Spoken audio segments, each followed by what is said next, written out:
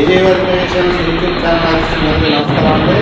ఈరోజు మన స్టూడియోకి విజయవాడ నుంచి శ్రీమతి కొమ్ము కృపావళి గారు వచ్చారు.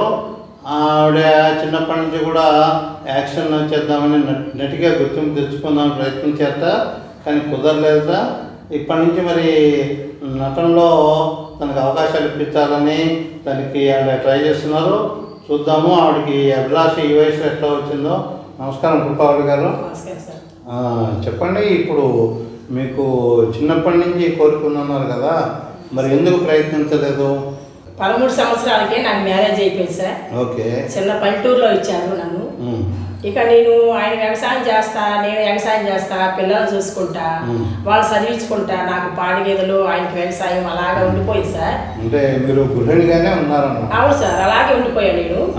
ఇక అలాగే ఉండిపోవటం, ఇక బయటికి రావటం, 13 సంవత్సరాలు మ్యారేజ్ అవ్వటం, పిల్లలు వెంటనే మళ్ళీ పుడతాము, ఈ సంవత్సరం తేడాగా పుడతాం, వాళ్ళు చూసుకోవటం, వాళ్ళు చదివించుకోవటం, పాడి గేదెలు చూసుకోవటం, వ్యవసాయం చూసుకోవటం, అలాగే ఇంట్లోనే ఉండిపోయింది సార్. బయటకు కూడా వెళ్తా కూడా నాకు అవకాశం లేదు.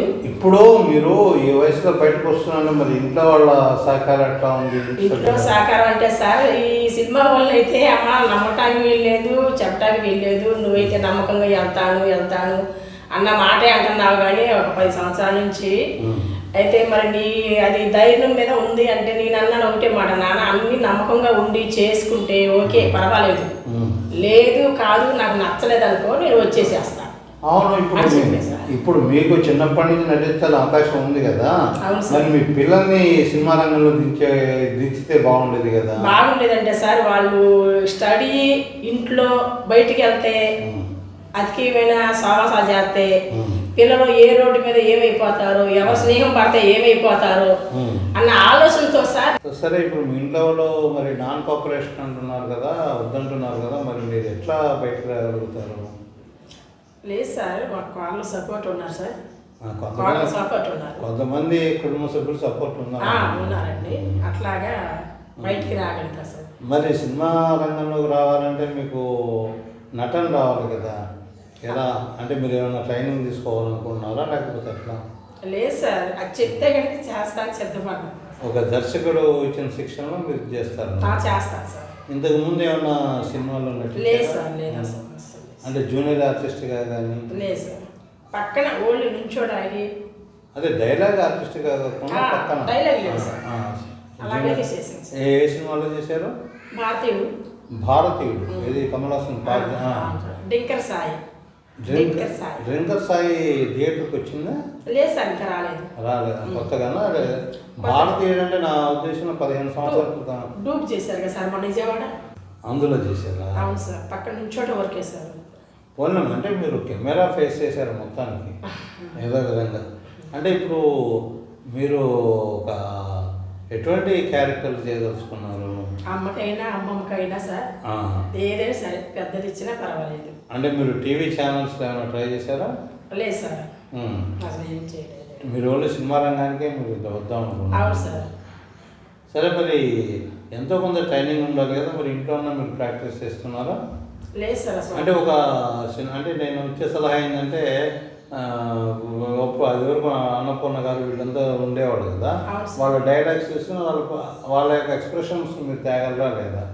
ఇప్పుడు మీరు అంటున్నది ఏంటంటే సినిమా రంగంలో మీకు అవకాశాలు కావాలి అంటే మీరు ప్రయత్నించకుండా రాదు కదా. అవును సార్. మీరు ఇంటి దగ్గర ట్రైనింగ్ తీసుకోవాలి, ఇక్కడికి వచ్చి ఒక 5 నిమిషాలు 10 నిమిషాలు మీకు రాదు కదా. అట్లా నా సలహా ఏంటంటే పాత సినిమాల్లో పాత డైలాగ్ తీసుకుని ఆ విధంగా మీరు మీ ఫేస్లో ఎక్స్ప్రెషన్ తేగలరా అన్నది మీరు ప్రాక్టీస్ చేస్తే త్వరగా అభివృద్ధిలోకి వస్తారు. మరి ఇంకేంటంటే మీరు ఇప్పుడు ఫ్రీ అంటే ఇంట్లో పర్మిషన్ ఆల్మోస్ట్ ఇచ్చినట్టే. కుటుంబ సభ్యులు ఉన్నారు సార్, పర్వాలేదు, వాళ్ళు సహకరిస్తారు. అంటే మీరు డైరెక్ట్ సినిమాలోకి వెళ్దాం అనుకుంటున్నారా లేకపోతే షార్ట్ ఫిల్మ్స్లో నటించాలి? ఏది వచ్చినా పర్వాలేదు, రెండిట్లో సార్. అటు క్యారెక్టర్ ఆర్టిస్ట్ అయినా జూనియర్ ఆర్టిస్ట్గా అయినా కూడా మీరు చేస్తారు? ఏదేం చేస్తారు సార్.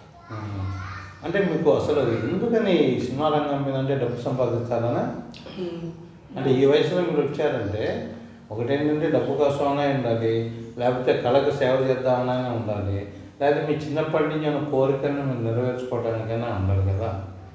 ఈ వయసులో మీరు సినిమా రంగానికి ప్రయత్నించడానికి కారణాలు ఏంటి అన్నది నాకు చెప్పండి. కారణం అంటే సార్ నాకు చిన్నప్పటి నుంచి కూడా ఇంట్రెస్ట్ బాగా ఉంది కాబట్టి చెయ్యాలి అన్న దృష్టి మైండ్లోనే ఫిక్స్ అయిపోయింది.